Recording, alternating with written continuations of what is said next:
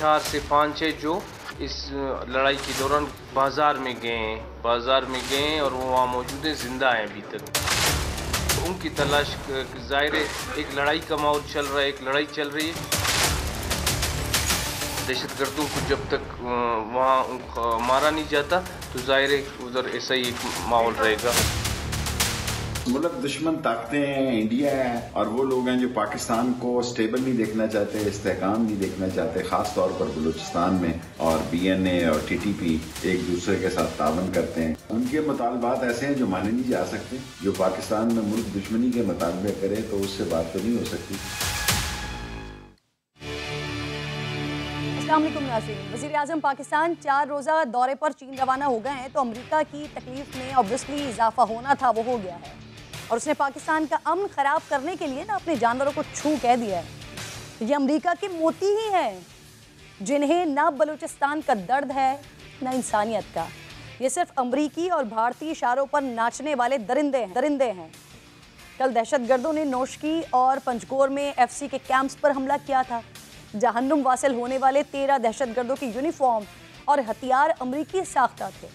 दहशतगर्दों ने जूते भी इंपोर्टेड पहन रखे थे, जबकि ये दहशतगर्द अफगानिस्तान और इंडिया में अपने हैंडलर्स से राबते में भी थे। इससे तो लगता है कि अफगान तालिबान भी अपना वादा वफा करने में नाकाम हो गए हैं कि उनकी सरजमीन पाकिस्तान में दहशतगर्दी के लिए इस्तेमाल नहीं होगी। माजी की तरह अब भी भारत और अफगानिस्तान से मिलकर पाकिस्तान में तबाही के मंसूबे बनाए जा रहे हैं। अल्हम्दुलिल्लाह सुम्मा अल्हम्दुलिल्लाह, पाकिस्तान के बहादुर जवानों ने आज भी हमला नाकाम बनाया। 7 अहलकारों ने जाम शहादत नौश किया है और आइंदा भी दहशतगर्दों को इसी तरह मुंह की खानी पड़ेगी।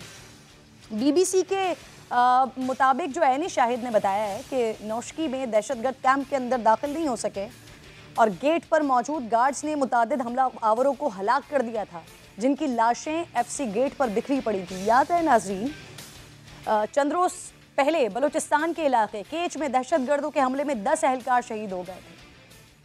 इस पर बात करने के लिए प्रोग्राम में मेरे साथ मौजूद हैं ज़ियाउल्लाह लांगफ साहब, मुशीर दाखिला हैं। बलूचिस्तान के ब्रिगेडियर रिटायर्ड महमूद शाह साहब भी मेरे साथ मौजूद हैं एनालिसिस के लिए। मैं दोनों को खुशामदीद कहूँगी।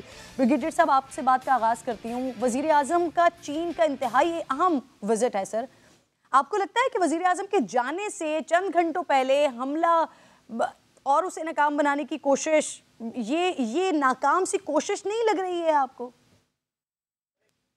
जी बिल्कुल, दरअसल इन्होंने तो सोचा होगा कि काफ़ी नुकसान कर लेंगे वगैरह वगैरह, लेकिन हमारी जो सिक्योरिटी फोर्सेस है अल्हम्दुलिल्लाह वेल ट्रेंड है और मेरे ख्याल में कोई भी हल्के हमले का वो मुकाबला कर सकते हैं और मेरे ख्याल में इससे बेहतर भी कर सकते हैं। दरअसल जो हमारे तालिबान के साथ ताल्लुकात है, वहाँ पर जो हालात हैं उसके ऊपर दोबारा सोचना होगा। दरअसल हम यूज्ड टू है, तालिबान की एक गवर्नमेंट थी पहले और उस वक़्त मुल्ला उमर जो है वो जिंदा थे और वो एक सेंट्रल लीडर थे जो वो कहते थे कोई उससे दाएं बाएं नहीं जा सकता था जी। और मेरे ख्याल में अभी जो तालिबान हम देख रहे हैं इसमें सेंट्रल लीडरशिप नहीं है। मुल्ला उमर की जगह जो मुल्ला हैबतुल्लाह दुरानी है उसको न कहीं देखा गया है, न सुना गया है, न कोई लगता है कि उनको कोई पावर है उनके पास। मेरे ख्याल में जो वजीर आजम है मुल्ला एहसन अखुन, वो भी लगता है कि उनके पास पावर नहीं है। दरअसल तालिबान ने जो वादा किया था कि अफगानिस्तान की सरजमीन जो है वो किसी मुल्क के खिलाफ इस्तेमाल नहीं होगी, वो किसने किया था? वो मुल्ला बिरादर था। मुल्ला बिरादर को इस हुकूमत में एक जूनियर मिनिस्टर के तौर पे रखा गया है और मेरे ख्याल में वो बात भी नहीं करते। हाँ, सर अशरफ गनी खुद तो भाग गए, क्या उनकी बाकियात अभी भी ऑपरेट कर रही हैं सर पाकिस्तान के खिलाफ भारत से मिलकर? सर जी बिल्कुल कर रही हैं और लगता ये है कि ये जो तालिबान की गवर्नमेंट है इनमें सेंट्रलिटी नहीं है, सेंट्रल कमांड नहीं है। फैसले कौन करता है, किस तरह करते हैं, इसका कोई पता नहीं है।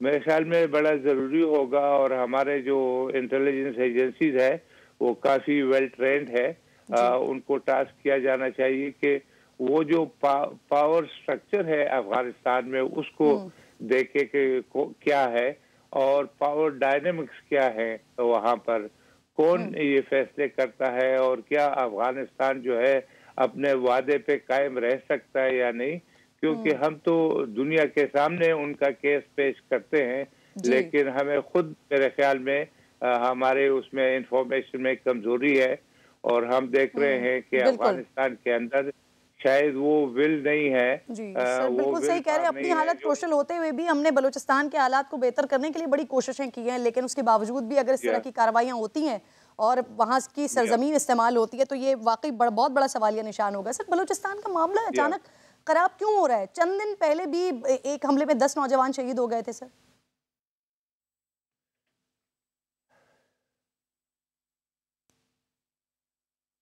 महमूद शाह साहब जी, बिल्कुल मैं समझता हूँ कि असल में ये पूरा जो सिक्योरिटी का स्ट्रक्चर होता है वो ये है कि आपको पहले से इंफॉर्मेशन होती है कि कहाँ से ये लोग चले हैं, आए हैं, कहाँ पर है, और इनको हमले से पहले रोकना चाहिए।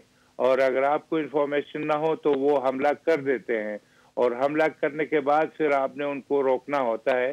तो मेरे ख्याल में जो 10 कैजुअलिटीज केच के इलाके में हुई वो काफी ज्यादा है और मेरे ख्याल में उसके ऊपर अफसोस होना चाहिए और सोचना चाहिए कि हमारी जिसको फॉरवर्ड प्लानिंग कहते हैं वो क्यों नहीं थी, हमें क्यों पता नहीं था कि इसके ऊपर हमला होगा।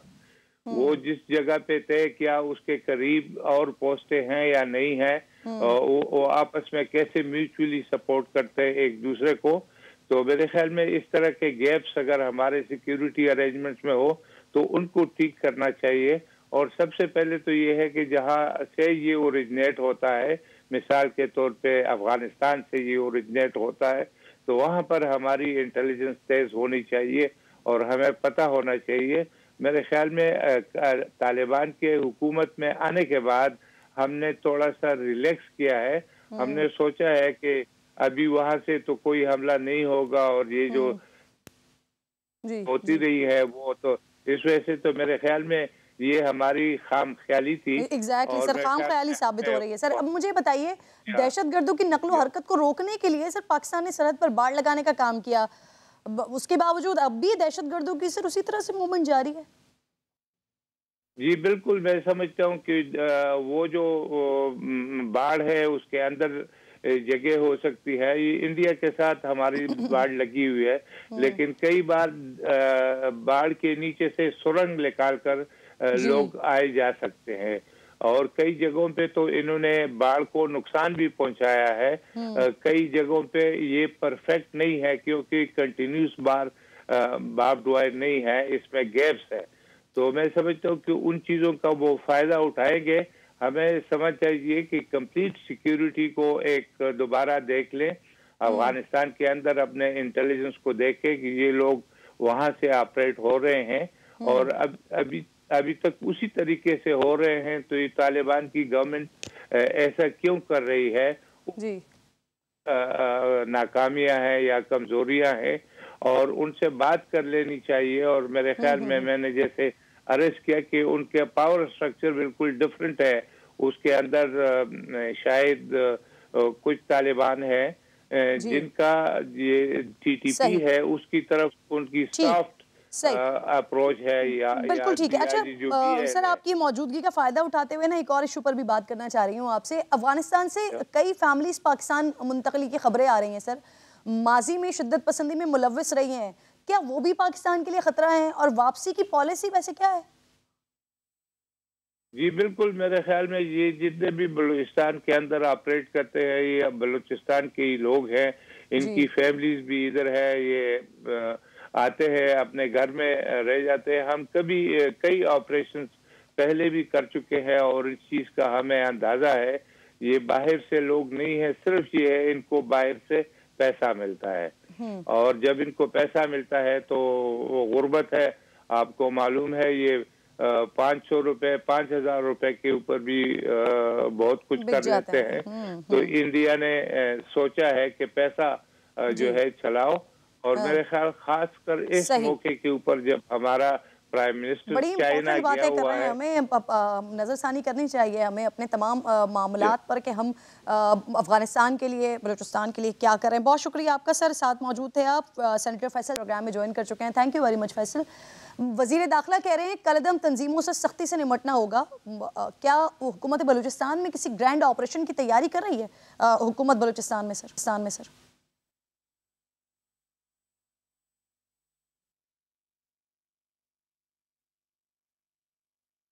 फैसल, आपको मेरी आवाज़ आ रही है? गालिबन फैसल जावेद तक मेरी आवाज़ नहीं पहुंच रही है। फैसल साहब, आवाज़ आ रही है आपको मेरी? दोबारा रब्ता करने की कोशिश करते हैं, लेकिन जो इस वक्त डिस्कशन चल रही है वो वाक़तन बड़ी इंपॉर्टेंट डिस्कशन है। वज़ीर आज़म साहब चीन के दौरे पर रवाना हो रहे हैं। दूसरी तरफ पाकिस्तान में जो एक अनस्टेबिलिटी की कंडीशन पैदा करने की कोशिश जो की जा रही है, नोशकई, पंजोर, यहाँ पर दहशतगर्दाना हमले करने की कोशिश, और उसके बाद जो पाकिस्तानी नौजवानों की तरफ से जिस तरह का काम किया गया और फिर उसके बाद शहादत के मर्तबे पर फाइज हुए। लेकिन उसके साथ साथ सबसे इम्पॉर्टेंट चीज़ यह है कि वाक़तन हमें अपनी पॉलिसी को शायद रिवाइव करने की ज़रूरत है, या शायद ये देखने की ज़रूरत है कि क्या अफ़गानिस्तान नई हुकूमत उनकी, तालिबान की हुकूमत, क्या वो अपने वादे पर इस मामले पर कायम रह सकेंगे कि पाकिस्तान के ख़िलाफ़ उनकी ज़मीन इस्तेमाल नहीं होगी। क्योंकि इससे पहले जो दहशतगर्दाना कार्रवाइयाँ, जो बड़े अटैक्स होते रहे हैं, पाकिस्तान में एक अनस्टेबिलिटी की कंडीशन रही है, उसमें बहुत बड़ा किरदार अफ़गानिस्तान की सरज़मीन का रहा है। नेक्सस के तौर पर ये इस्तेमाल होता रहा है और पाकिस्तान को परेशानियों में मुब्तला करता रहा है। उसके बाद पाकिस्तान ने किस तरह से इस दहशतगर्दी से बाहर निकला, और फिर एक बार फिर जब ऐसी एक हुकूमत वहाँ पर आई है कि जिसके लिए यहाँ पाकिस्तान की तरफ से काम किया जा रहा है, पाकिस्तान की अपनी सिचुएशन की, लेकिन फिर भी कोशिश की जा रही थी कि हम अफ़गानियों के लिए कुछ करें। और ऐसी सिचुएशन में ये सब होना, अब हुकूमत की अपनी क्या पॉलिसी है, सेनेटर फैसल जावेद साहब इस पर ज़्यादा बेहतर बता सकेंगे मुझे। सर, शेख रशीद साहब कह रहे हैं कि सख्ती से निपटना होगा कलअदम तंजीमों से, तो सर ये उनका एक सियासी बयान है कि वाकई हुकूमत बलूचिस्तान में किसी ग्रैंड ऑपरेशन की तैयारी वगैरह कर रही है? सर, बयान हरगिज़ नहीं हो सकता। पूरी कौम जो है वो यकजा है, हमारे सारे इदारे, हमारी गवर्नमेंट सब, और हम सब ने मिलकर मुकाबला करना है। और बिल्कुल ये शेख रशीद साहब ने बिल्कुल ठीक बात की है।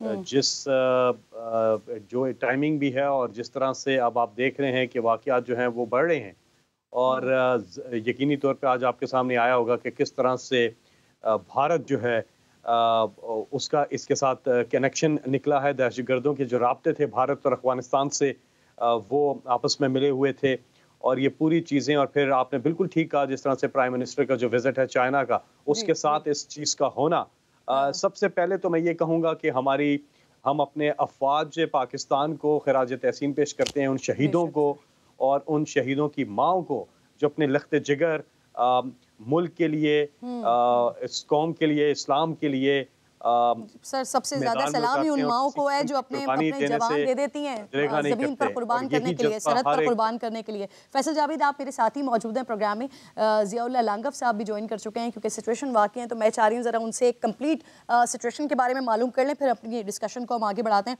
बहुत शुक्रिया ज़िया साहब। इस वक्त की सबसे पहले तो करंट सिचुएशन ज़रा मुझे बता दीजिए कि अभी पंजगोर में ऑपरेशन हो रहा है? सर देखिए, अगर मैं जरा इसके बैकग्राउंड से आपको 5 मिनट आपकी ज्यादा स्टार्ट दूं ताकि समय सब कुछ समझ आ जाए। देखिए, गुज़िश्ता 2 दहाइयों से पाकिस्तान में और बलूचिस्तान में खुसूसन जो दहशतगर्दी चल रही है, ये एक मजाक या ऐसे छोटे लेवल का नहीं है। इसमें जो है हिंदुस्तान वो बढ़ चढ़ के लगा हुआ है और मिलियन ऑफ डॉलर इस पर लगा रहा है, ताकि जो पाकिस्तान का मुस्तकबिल और बलूचिस्तान का मुस्तकबिल जो सीपैक के हवाले से, पाक चीन दोस्ती के हवाले से, ग्वादर के हवाले से, उसको किसी न किसी तरीके से नुकसान पहुंचाया जाए। तो उसके लिए ये 20 साल से ये दहशतगर्दी ये चल रही है, जिसके लिए आपको पता है हमारे मुल्क के 70,000 हमारे सिक्योरिटी फोर्सेस और अवाम ने कुर्बानी देकर हालात को ठीक कर लिया। तो इसमें बदकिस्मती से अफगानिस्तान की सरजमीन जो है वो बेधड़क इस्तेमाल हो रही थी। वहाँ जो भी इंडिया चाह रहा था, वहाँ वो दहशतगर्दों को प्रमोट करके फाइनेंसिंग बिल्कुल कर आप रहा था। दुरुस्त फरमा रहे हैं सर। ये सारी बातें मैंने अपने आगाज में भी कही हैं और पूरी पाकिस्तानी आवाम को ये सारे मामला सिचुएशन के बारे में पता है। इस वक्त ज़रा मेरा भी इंटरेस्ट और बाकी तमाम लोगों का भी इंटरेस्ट ये है कि आप बलूचिस्तान की करंट सिचुएशन इस वक्त है क्या वहाँ पर ऑपरेशन अभी भी हो रहा है सर, ये बताइए ज़रा। को ये बता दूं कि करंट सिचुएशन अभी कल रात को 8:30 बजे एक नोशकी के करीब नोशकी केएफसी कैंप और पंजगुर केएफसी कैंप पर हमला हुआ, जिसमें तकरीबन 9 के करीब हमलावर दहशतगर्द नोशकी कैंप में हमलावर हुए, जो 9 के 9 मारे जा चुके हैं, जिसमें हमारे 4 के 5 सिक्योरिटी फोर्सेस 5 के एहलकार शहीद हो गए हैं।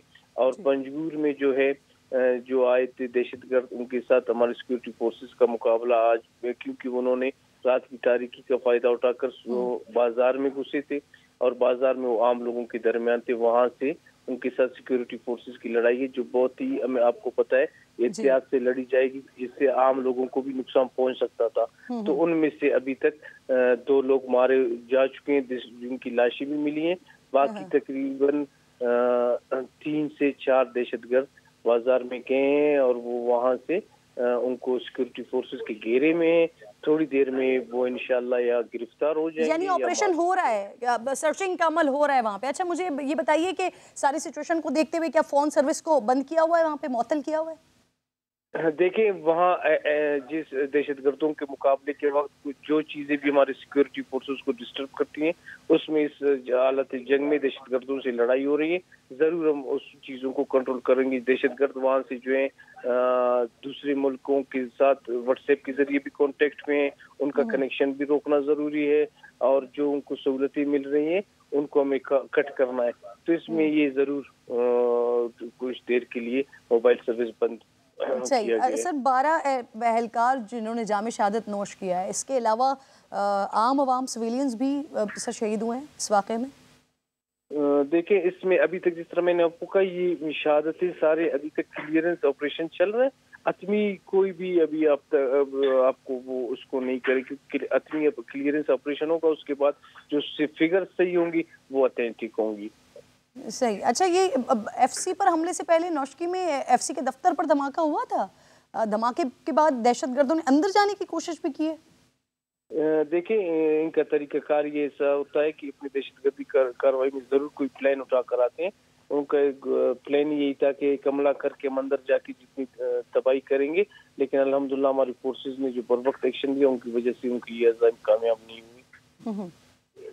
बहुत शुक्रिया ज़ियाउल्लाह लांगफ साहब, प्रोग्राम में आप साथ मौजूद थे और बड़ी इंपॉर्टेंट बात आप बता रहे हैं कि जो 4 दहशतगर्द हैं जो बाज़ार की तरफ दाखिल हुए थे, उनको नरक़े में लेकर और इंशाल्लाह थोड़ी सी देर में ये भी खबर आ जाएगी कि वो पकड़े भी गए हैं।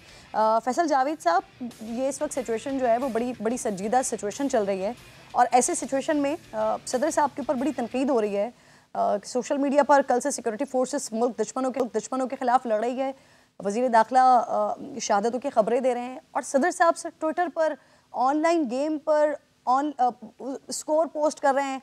ये गैर संजीदा रवैया नहीं है वैसे? अच्छा, मुझे कतई नहीं पता था, लेकिन अगर ऐसी कोई चीज़ है तो यकीनन मैं उनसे ज़रूर बात करूंगा, क्योंकि यकीनी तौर पे जो इस वक्त जज्बात हैं और जिस किस्म की चीज़ हो रही है, तो यकीनी तौर पे मुझे कतई नहीं पता था। अभी किरण आपने फ़ौरन ये बात की है तो इसको देखना होगा, लेकिन जाहिर है सदर साहब जो हैं वो आपको पता है कि हर लिहाज से बहुत ही सेंसिटिव नौइयत के आदमी हैं और काफ़ी ज़्यादा वो इंसानी जो जज्बा है उससे सरशार हैं वो।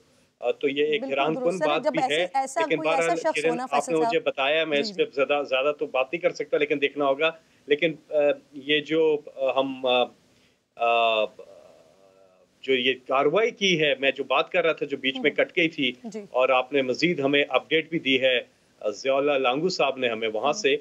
और देखिए हमारी जो सिक्योरिटी फोर्सेस हैं उनको खराज तहसीन हम पेश करते हैं कि जहाँ हमारी शहादतें हो रही हैं और जिस तरह से उनके जज्बे को सलाम, इस कौम की खातिर, इस मुल्क की खातिर, इस्लाम की खातिर वो शहीद हो रहे हैं। और वहीं पर हम देख रहे हैं कि किस कामयाबी से उन्होंने अब तक ये ऑपरेशन किया है और एक बड़ी कार्रवाई को होने से बचाया है। तो हर लिहाज से हमारी सिक्योरिटी फोर्सेस, हमारी अफवाज, हमारे सारे इदारे इस हवाले से खराज तहसीन के भी मुस्तहिक हैं। सही। मैं आपकी मौजूदगी का फ़ायदा उठाते हुए ना नवाज शरीफ साहब वाले इशू पर भी बात करना चाह रही हूँ। उनके वो हार्ट ब्रोकन सिंड्रोम के बारे में तो पता चला होगा आपको। उनके जो साहबजादे हैं वो कह रहे हैं हुकूमत भाड़ में जाए सर, अभी नवाज शरीफ साहब का इलाज मुकम्मल होना है, तो फिलहाल तो नहीं आ रहे। देखें, ये तो एक झूठों की बहुत बड़ी एक दास्तान है। एक झूठ, दूसरा झूठ, तीसरा झूठ, चौथा झूठ, और ये अब से नहीं, शुरू से चलता आ रहा है। अब झूठी रिपोर्टें, झूठी चीज़ें, बहाने, वो सारी चीज़ें भी सामने आ रही हैं। पहली बात तो ये है कि हम तो चाहते हैं कि वो वापस आएँ, और लेकिन वो उनके जो स्पोक्स पर्सन्स हैं या उनके जो नुमाइंदे आते हैं टेलीविज़न पर भी बड़े बड़े दावे करते हैं कि जी मियाँ साहब वापस आ रहे हैं, मियाँ साहब वापस आ रहे हैं, मोस्ट वेलकम, वापस आएँ। लेकिन फिर ये आ जाती हैं, रिपोर्ट्स आ जाती हैं जिसमें उनका दिल टूटा हुआ है, और इस किस्म की बीमारी जो कि किरण आपको भी है, मुझे भी है, हर इंसान को है ये बीमारी। ये बीमारी तो हर इंसान को है। क्या जो आम कैदी है वो जब जेल में है तो उसका दिल बहुत खुश है, वो बहुत ज़्यादा खुशियाँ मना रहा है जेल में, वाह ज़बरदस्त काम हो गया, मैं जेल आ गया हूँ, कितनी ज़बरदस्त जगह है। ऐसा नहीं है। जो भी जेल में है उसका भी दिल टूटा हुआ है। वो जब जेल जाता है तो दिल टूट जाता है। तो यहाँ पर ये दवाई लेने के लिए गए थे जेल से और वापस नहीं आए, और इस पे सीधा सीधा जो शहबाज शरीफ हैं उन पर कंटेम्प्ट लगती है, क्योंकि उन्होंने ही जो है एफिडेविट दिया था, यानी हल्फी दिया था कि वो इस चीज़ की ज़मानत देते हैं कि वो उनको वापस लेकर आए। अच्छा, वैसे शहबाज शरीफ साहब ने जो जवाब दिया था अटॉर्नी जनरल के ख़त का, वो सुना था आपने? वो तो कह रहे हैं कि ये तो तौहीन अदालत आप लोगों ने की है, जो अटॉर्नी जनरल ने ख़त उनको लिखा है। सर दोबारा पूछिएगा, आपकी आवाज़ सही से नहीं आई। मैं कह रही हूँ शहबाज शरीफ साहब ने जो जवाबी ख़त लिखा उसमें उन्होंने कहा कि ये तौहीन अदालत आप लोगों की तरफ से की गई है, जो अटॉर्नी जनरल ने ख़त लिखा है उनको। ये देखिए ना, ये एक मज़ाक़ा खेज़ की बात है। बयान हल्फी ये दे रहे हैं, एफिडेविट ये दे रहे हैं, अदालत के सामने बयान ये दे रहे हैं, एक कमिटमेंट ये कर रहे हैं, एक वादा ये कर रहे हैं, और अदालत उसकी ज़मानत के ऊपर, उस ज़मानत के ऊपर मियाँ साहब को जाने की इजाज़त देती है, और वो ज़मानत शहबाज शरीफ देते हैं, और उस ज़मानत को पूरा नहीं करते, तो कंटेम्प्ट कौन कर रहा है? ये तो आम आदमी अगर सोचे तो उसको समझ आ जाएगी कि सीधा सीधी कंटेम्प्ट जो है वो शहबाज शरीफ कर रहे हैं। लेकिन मैं आपको झूठों की दास्तान पे वापस आता हूँ, क्योंकि झूठ तो ये बोलते रहेंगे, लेकिन एक लंबी फहरिस्त है। आपको याद होगा कि इनके एक बेटे हैं जो शहबाज शरीफ के, जो कहते थे कि लाएं दिखाएं कौन सी प्रॉपर्टीज, कौन से फ्लैट्स लाएं दिखाएं, लेकिन जब पैनामा आने का पता चला तो इनके बेटे कहने लगे कि अल्हम्दुलिल्लाह हमारे हैं। ये कौन को याद हो गया झूठ। फिर इनकी बेटी कहने लगी कि हमारी तो लंदन क्या पाकिस्तान में भी कोई जायदाद नहीं है। जी जी, बिल्कुल ठीक है। बहुत बहुत शुक्रिया आपका। फैसल जावेद प्रभात मौजूद थे, जावेद लतीफ़ साहब भी मेरे साथ मौजूद होंगे, क्योंकि वो डेट्स देते रहते हैं, बताते रहते हैं नवाज शरीफ साहब कब आ रहे हैं। और इसी मामले पर ये जो है ना कन्फ्यूजन है बड़ी मुस्लिम लीग नून के अंदर। रिपोर्ट आने के बाद भी अब ये कन्फ्यूजन ख़त्म नहीं हो सकी है। लंदन वालों ने बताया मियाँ साहब नहीं आ रहे, लेकिन पाकिस्तान वाले बज़द है कि मियाँ साहब आ रहे हैं। जावेद लतीफ़ साहब एक बार फिर चंद हफ्तों में मियाँ साहब की वापसी का दावा कर रहे हैं। हालांकि कल ही जो मैंने थोड़ी देर पहले फैसल जावेद साहब से भी बात की थी कि हुसैन नवाज साहब तो ये कह चुके हैं कि उनके वालिद साहब का भी इलाज होना बाकी है, और इलाज उस वक्त ख़त्म होगा जब डॉक्टर्स बेहतर समझेंगे। तो मियाँ जावेद लतीफ़ साहब ये किस बुनियाद पर इतने वसूख से मियाँ साहब की वापसी का दावा कर रहे हैं? मियाँ साहब आप ही बेहतर बता सकते हैं सर। किरण अगर पहले इजाज़त दे दें, जो मैंने थोड़ा सुना है फैसल को, जो हुकूमती मेंबर थे वो कह रहे थे कि दिल टूटा हुआ है। देखें, दिल टूटते हैं किरण, उस बंदे का दिल टूटता है जिसने मुल्क के लिए सर्व किया हो, जिसने पाकिस्तान को न्यूक्लियर पावर बनाया हो, जिस शख्स ने पाकिस्तान को, लोगों को किसी हद तक रोज़गार दिया हो, जिसने गुड गवर्नेंस की हो, जिसने CPEC का मंसूबा दिया हो, जिसने बिजली के कारखाने लगाए हों, और जिसने पाकिस्तान से दहशतगर्दी का ख़ात्मा करके अमन कायम किया हो, उसको दुख होता है, उसका दिल टूटता है।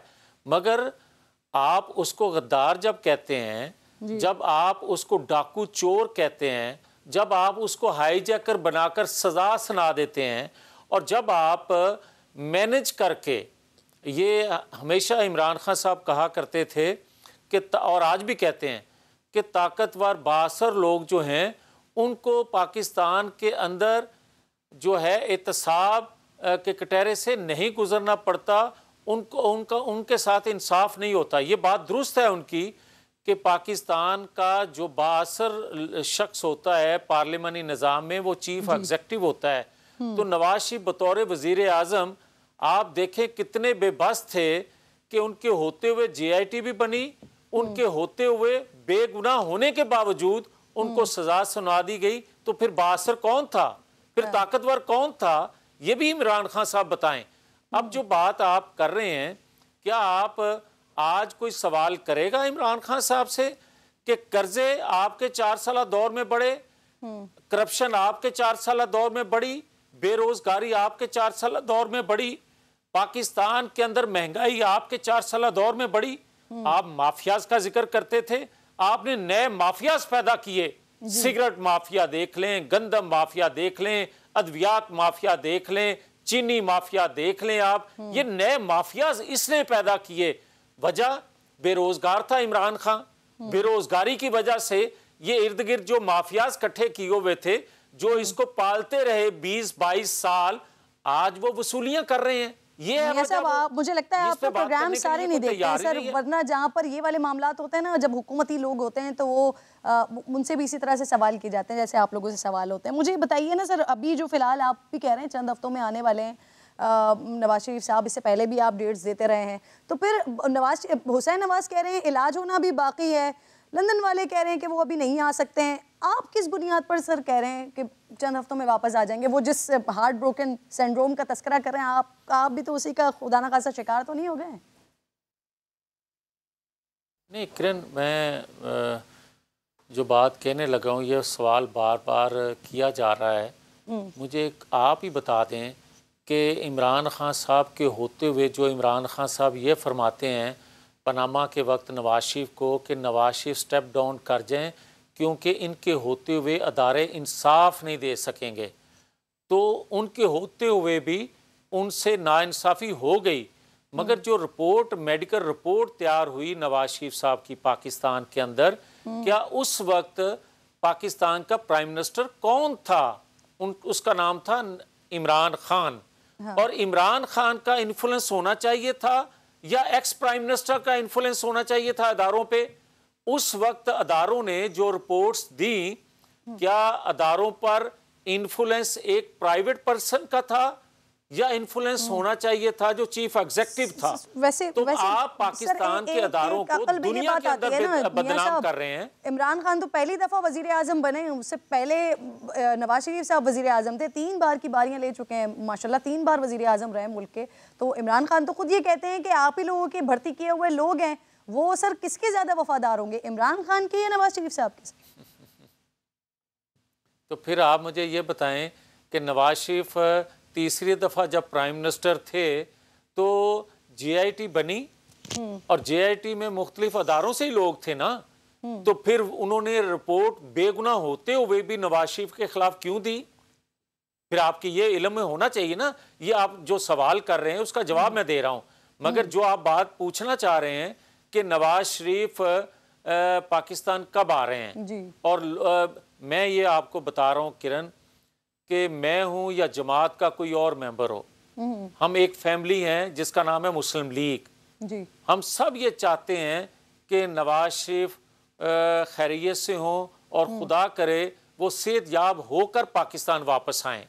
मगर जिस बुनियाद पर मैं ये कह रहा हूँ कि वो चंद हफ्तों में पाकिस्तान आ रहे हैं, उसकी वजह ये है कि पाकिस्तान का जो हालत आज है, इन 4 सालों में जिस नवाज शरीफ को पाकिस्तानी कौम जानती है, उस नवाज शरीफ ने अपनी हुकूमत गंवाई असूलों की बुनियाद पर, आइन कानून की बालादस्ती की बुनियाद पर। उस नवाज शरीफ ने सजा बर्दाश्त कर ली और जो लोग जेल से डराते हैं उसको, वो वही शख्स है जो बिस्तरे मर्ग पर अपनी बीवी को छोड़कर बेटी का हाथ थाम कर जेल काटने के लिए, हुकूमत करने के लिए नहीं पाकिस्तान आया, जेल काटने के लिए पाकिस्तान आया। इसलिए आप ये कह रहे हैं कि पाकिस्तान की हालत देखते हुए मियां साहब बीमारी की हालत में भी पाकिस्तान आ जाएंगे सर? जी, मैं आपको इसी बुनियाद पर मैं पिछले कई दिनों से ये बात कह रहा हूँ और अब भी यकीन से आपको कह रहा हूँ कि जो हालत इन्होंने पाकिस्तान की कर दी है, जिस तरह स्टेट बैंक और दीगर बिल ये पास कर रहे हैं, पाकिस्तान की दफाई सूरत हाल पर कंप्रोमाइज़ कर रहे हैं, और जिस तरह न्यूक्लियर पावर पर नज़रें लगी हुई हैं आलमी कुव्वतों की, ये हालत देखते हुए नवाज शरीफ पाकिस्तान से अलग थलग नहीं रह सकते। हाँ। इस सूरत हाल में हम चाहें भी नवाज शरीफ को रोकना, तो नवाज शरीफ रुकने वाले नहीं हैं। सर, आपके मुताबिक कब तक आ जाएंगे मियां साहब? में आपको जी मैं पहले तो आपने दिसंबर के आखिर में बताया था सर। शरीफ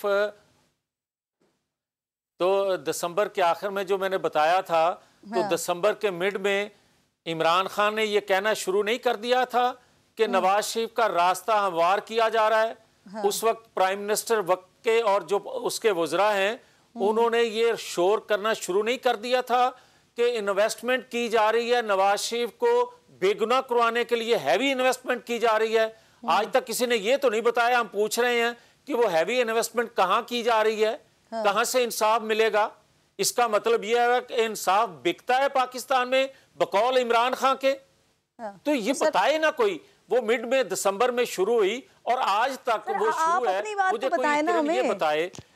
आप अपनी बात तो बताएं। आप इस बुनियाद पर कह रहे हैं कि वो 4 हफ्तों में आ जाएंगे, यानी डॉक्टर्स ने, सर सवाल भी साथ साथ पूरा ले लें, एक डॉक्टर्स की रिपोर्ट को देखने के बावजूद वो बता रहे हैं कि इनकी हालत नहीं है, लेकिन वो फिर भी पाकिस्तान की हालत देखते हुए आ जाएंगे। मैं वही आपको ये कह रहा हूँ कि आप मुझे ये बताएं कि 2 साल बाद उनको क्यों मेडिकल रिपोर्ट पर कमेटियां बनाने की ज़रूरत पेश आई। आज क्यों कहा जा रहा है कि नवाज शरीफ आ रहे हैं, राह हमवार की जा रही है, डील नहीं करेंगे, एनआरओ नहीं देंगे। साहब आप यकीन करें, जो बातें आप कह रहे हैं ना, जब मेरे साथ हुकूमती लोग होते हैं मैं उनसे यकीनन ये सारे सवाल करती हूँ, उठाती हूँ। मैं तो अभी आपसे आपका पूछ रही हूँ ना, आप तो वो बता दें मुझे। तो मैं किरण अपना ही बता रहा हूँ आपको। मैंने ही आपको कहा है कि मैं जो बात कह रहा हूँ दिसंबर से, वो आज भी बात वही मैं कह रहा हूँ। वजह यह है कि आप अगर ये कहेंगी कि दिसंबर की बजाय फरवरी आ गया, तो अभी तक आए नहीं है। अगर आप महीना एक डिले समझ रही हैं, ये सारी बातें खत्म करके मैं बड़ा सादा सा सवाल कर रही हूं मियां साहब, हाँ या नहीं कहिएगा सर। अब 4 हफ्तों में बीमारी, कमल एक जुमला, जी एक जुमला अगर इजाजत दें तो जी। मैं किरण आपको ये कहना चाह रहा हूँ कि अगर हमने कोई डील करनी होती या डील की होती, तो फिर तो मैं एग्जैक्ट डेट आपको दे देता कि वो कौन से हफ्ते में, कौन से दिन और किस वक्त आ रहे हैं, किस फ्लाइट पे आ रहे हैं। तो मैं आपको ये जो बातें कह रहा हूँ, बीमारी की हालत में कह रहा हूँ कि बगैर डील किए हुए कौम के दर्द में मुब्तला हैं, बीमारी की हालत में पाकिस्तान की हालत देखते हुए 4 हफ्तों में पाकिस्तान आ जाएंगे, हाँ या नहीं? मैं आपसे ये कहूँगा, आप शायद इसको मजाक समझती हैं कि कौम के दर्द में। मैं मजाक समझती तो हम बैठ के प्रोग्राम कर रहे होते। किरण एक सेकंड। जी मियां साहब। नहीं किरण एक सेकंड अगर इजाज़त दें तो। जी। मैं आपसे ये कहना चाहता हूँ किरण कि आपको याद होगा जब इंडिया के एटमी धमाकों के जवाब में नवाज शरीफ ने एटमी धमाके किए थे, ये तो $1 अरब लेने के लिए पाकिस्तान की सलामती दांव पर लगाने पर आ जाते हैं। पाकिस्तान को मकरूज कर दिया, इस हद तक उसको गिरवी रख दिया, मगर बचाने के लिए मियां साहब आ रहे हैं सर अगले 4 हफ्तों में। उस वक्त नवाज शरीफ को ऑफर हुई, मगर नवाज शरीफ ने कॉम्प्रोमाइज पाकिस्तान की सलामती पर ना किया। तो उस नवाज शरीफ पर जो मैं आज बात कर रहा हूँ, यकीनन कह रहा हूँ कि नवाज शरीफ पाकिस्तान की सूरत हाल को देख कर आ रहे हैं, अगले 4 हफ्तों में आ रहे हैं, आप ये कह रहे हैं। अच्छा ठीक। अच्छा सर, ये हुसैन हफ्ते आगे पीछे हो सकते हैं, मगर हफ्तों में ही। सही है, यानी कि आप अभी भी अपनी बात पर कायम है कि मियां साहब आ रहे हैं। सर हुसैन नवाज कह रहे हैं मियां साहब के फैक्ट्री के दौरे की वीडियो 4-5 महीने पुरानी है, तो अगर 4-5 महीने पहले वो सफ़र करने के काबिल थे तो उस वक्त वापस आने में क्या कबात थी सर? उस वक्त तो पीपल्स पार्टी भी कह रही थी मियां साहब वापस आ जाएं। अच्छा किरण, मैं आपको ये बताऊं कि किसी डॉक्टर ने ये मना नहीं किया कि घंटा 1.5 घंटे की मसाफत पे आप किसी जगह जा नहीं सकते। आप लंदन से पाकिस्तान का सफ़र भी देख लें, नंबर 1।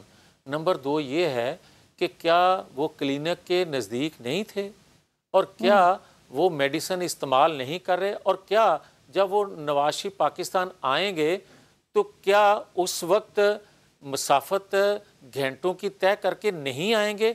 यही तो एक बात है वो करने वाली कि वो अपनी जान को ख़तरे में पहले भी पाकिस्तान के लिए डालते रहे हैं, और पाकिस्तान के आइन कानून की बालादस्ती के लिए अपनी पूरी फैमिली को उन्होंने जिस अजियत में डाल लिया उस पर कंप्रोमाइज नहीं किया, तो आज कैसे कंप्रोमाइज कर जाएंगे? ठीक है, आप कह रहे हैं आएंगे। बहुत शुक्रिया मियां जावेद लतीफ़ साहब साथ मौजूद थे। एक छोटा सा ब्रेक ले रही हूँ, ब्रेक के बाद वापस आती हूँ।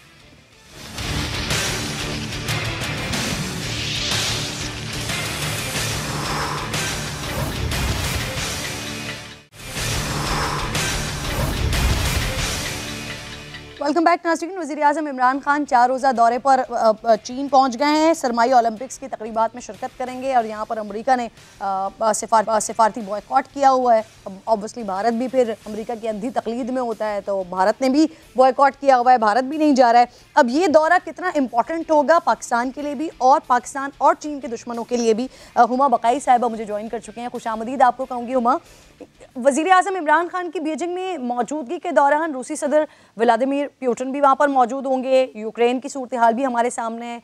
अमेरिका के साथ तनाव मज़ीद बढ़ चुका है। ज़ाहिर है रूस खत्ते में अपने हामियों की तादाद में इजाफा करना चाहता है, तो ये मौका इस हवाले से पाकिस्तान के लिए कितना इंपॉर्टेंट है और इसे अवेल कैसे करना चाहिए? देखिए, हमें बात तो यहाँ से शुरू करनी चाहिए कि पाकिस्तान कैंप पॉलिटिक्स का हिस्सा नहीं बनना चाहता। पाकिस्तान अपने ताल्लुकात चाहे वो चीन से हो, चाहे वो रूस से हो, चाहे वो अमेरिका से हो, अपनी सोवरेनिटी को सामने रखते हुए अपनी सोवरेन स्पेस के हिसाब से करता है। अब इन ताल्लुकात को दूसरे ममालिक में कैसे देखा जा रहा है, इस पे शायद बात हो सकती है। जैसे आपने फरमाया कि अमेरिका ने बायकॉट किया है और इंडिया में बहुत शोर मचा और राहुल गांधी ने अटैक किया मोदी हुकूमत पर कि जी आप तो आइसोलेट कर रहे थे पाकिस्तान को, आप तो पाकिस्तान और चाइना के बीच में दरार डालने जा रहे थे और देखिए क्या हो रहा है।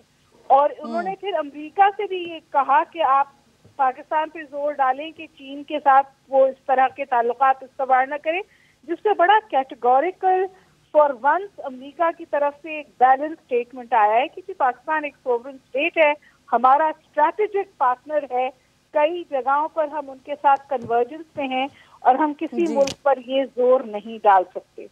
हैविंग सेड दिस, मेरा ख्याल है पाकिस्तान ने जो अपना रवैया है वो अपने हिसाब से रखा है।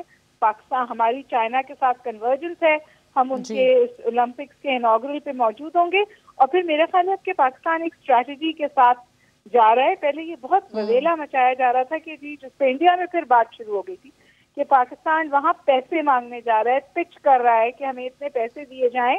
हो सकता है ये एक फैक्टर हो, लेकिन जिस बात पर हमें ज्यादा फोकस नजर आता है वो ये है कि हम जो इन्वेस्टमेंट और इकोनॉमिक डिप्लोमेसी है उस पर हम ज्यादा फोकस रखेंगे। तो चाहे शौकत तरीन हो, असद उमर हो, फवाद चौधरी हो, सबने आपको इस बात की तरफ इशारा किया है कि हम कैटेगोरिकली ये पिच कर रहे हैं कि जो इकोनॉमिक जोन्स अब फाल हो गए हैं इनमें चाइनीज इन्वेस्टमेंट जो है उसको हम चाहते हैं, उसको वन विंडो ऑपरेशन करेंगे, उसको फैसिलिटेट करेंगे और बहुत फोकस तरीके से उसको पिच करने की कोशिश की जा रही है, जिसको जाहिर है इंडिया में कन्वर्जेंस के तौर पे देखा जा रहा है। अमेरिका की भी एक लेंस होगी, लेकिन ये पाकिस्तान की वो सोवरेन स्पेस है, एंड ऑफ इकोनॉमिक और डिप्लोमेटिक आइसोलेशन है जो आपको इस दौरे में नजर आएगी। अमेरिका की लेंथ तो ये है कि वो और उसके इत्तेहादी जो गैर के मुस्लिम्स हैं उनको बेस बनाकर वो सिफारती बॉयकॉट कर रहे हैं। हालांकि यही वाला दर्द जो सेंक्योंग के लिए आ रहा है, ये दर्द ना आपको नज़र आता है कश्मीर के लिए, ना फ़लस्तीन के लिए, ना रोहिंग्या के मुसलमानों के लिए। और हम यहाँ पर चीखते हैं कि कश्मीर के लोगों को देखें, फ़लस्तीन के लोगों को देखें, लेकिन मुनाफ़िक़त का ये आलम है। बहरहाल जी, प्रोग्राम का वक्त ख़त्म। इंशाअल्लाह मुलाकात होगी आपसे। पीर को अपना ख्याल रखिए। अल्लाह ने के बाद।